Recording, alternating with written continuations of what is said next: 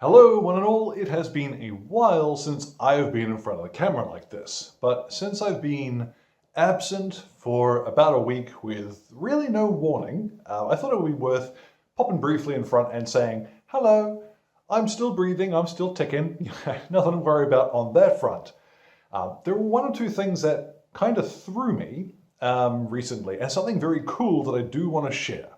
So, basically, to cut a very long story extremely simply and very short, my brain doesn't work in the way that it should. Now, big deal, whose does in this day and age?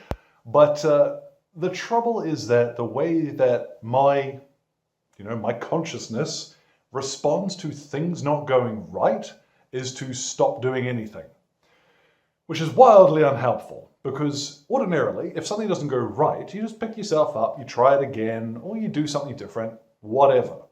But when I've got in my head, today I am going to record whatever it might be, and that doesn't work, it really puts me off my stride, throws me off my game, if you will. Now the problem here is that something I have wanted to do, and I've got it behind me, are the new Republican Roman figures for the Epic range from Warlord games. They're very little fellas, and they're very cool. But the Republican Romans, the way that they're designed is that there's actually 3 ranks, and that you've got the guys in the front, and the front of them is properly cast and modeled. And the guys in the back rank, or rear rank if you want to be particular, they have got their backs and their legs and their butts and everything. Those are all properly sculpted. And the guys in the middle, it's basically just the tops of their shoulders and heads, so that when you put those 3 pieces together, you get this very, very tightly, it's a very dense looking block of infantry. Looks super cool. But it's quite different to the other epic ranges that they've done in that those Roman guys don't have gaps between their legs in the front and rear ranks, because they're 3 ranks now. So instead, rather than there being open air and no plastic, there is plastic there. Now, I was thrown absolutely off kilter trying to figure out how to paint their legs, because now there's gaps between them, which I have to paint a certain color, right? So I was thinking, do I do it black? I'll get to that in another video. I think I've cracked it, and I will talk about that later. But yeah, that was what threw me. And it's a tiny, silly, inconsequential thing which managed to just completely put me on my butt for a week. Now the other thing is that this is the time of year when it gets hot, where I don't sleep. It's bad for the various chemical concoctions that make up whatever is sloshing around in this thing. But what happens around this time every year? Like last year, I painted a British Army full bolt action in a week. It happened because I had them all assembled, and a very strange little voice in my head switched on and went, "You can do it. Go, do it, do it." So this manic episode resulted in a painted British Army, and I'll pop a picture of that up on screen so you can have a look at that. It's not brilliantly painted, but it is painted and it's done, and now it's finished forever. And all I have to do, if I fancy, is paint some more vehicles now and then and add to the collection as I like. So this is what prompted the most recent adventure last week, where I decided what I was going to do would be to paint an entire winter German army for bolt action in the same stretch of time. Instead, I started a day late. Instead of 7 days, it actually took me 6. The majority of them are Warlord games, and I'll pop a picture of those up on the screen now. It is a little difficult to get a photo of a complete army in one go, so it's a bit blurry. We'll get a couple of close-ups of some of the other stuff as we go. Now, as you can see, they aren't gloriously well painted, which is why I've started by the zoomed out shot. So you see, that's the army effect. So if you've ever seen one of my videos and you kind of look at the miniature and you go, you could probably paint that better, the short answer is almost immediately, yes, of course I could. But look at that army. And that took me a week. It took me 6 days. The vehicles notwithstanding. The vehicles I had painted previously and the pad that you've actually seen me paint on the video. So yeah, that's what's been happening. I went crazy. I painted an army in a week and I'm really looking forward.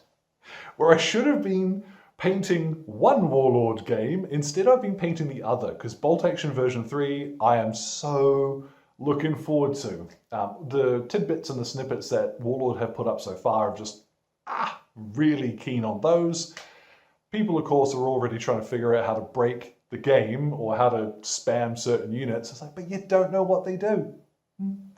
So I'm going to wait and see. I have already pre-ordered my copy, of course.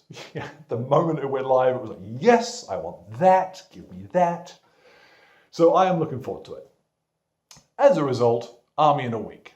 I will also link to, in the description, I will put a link to the original Winter German video I did.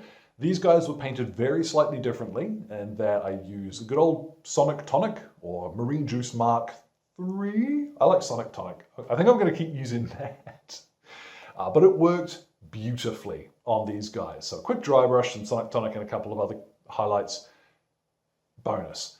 I will copy from Facebook the complete just paint list and order that I did everything in, so that you just got it there. You don't have to watch the video, you can just read it. Or go watch the old video, and there are 1 or 2 minor differences, but it'll help to illustrate what I've done. I'm quite pleased with the end result. As well, mixing up the baking soda snow was vile. It was really fun. But it did make one hell of a mess, and I didn't realize, I'd quite forgotten as I was rinsing off my little snow brush now and then. I went to highlight something later, and my paint water tasted like baking soda. It was vile. So change your paint water today if you haven't in the last week, for example. So hopefully that does set you at ease. If you've missed me, I missed me. I always miss me. Yeah, if you've missed me or you're just wondering what's happening, that is what's going on.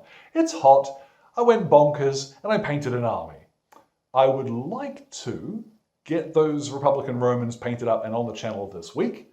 I also ended up with, what was it?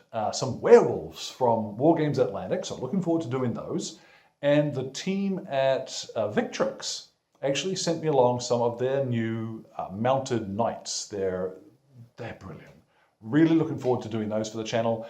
And I've also got a World War I era, kind of a surprise, I think, but one that hopefully you'll find interesting. The World War I stuff always seems to do really well, and it surprises me because I've never seen, like when I was out gaming more regularly, who was playing World War I stuff, whereas there's this renaissance of it recently, and I'm really loving seeing that. So there is something coming in that vein, maybe this week, maybe next week, but yeah, keep your eyes peeled. Anyhow, I have talked long enough.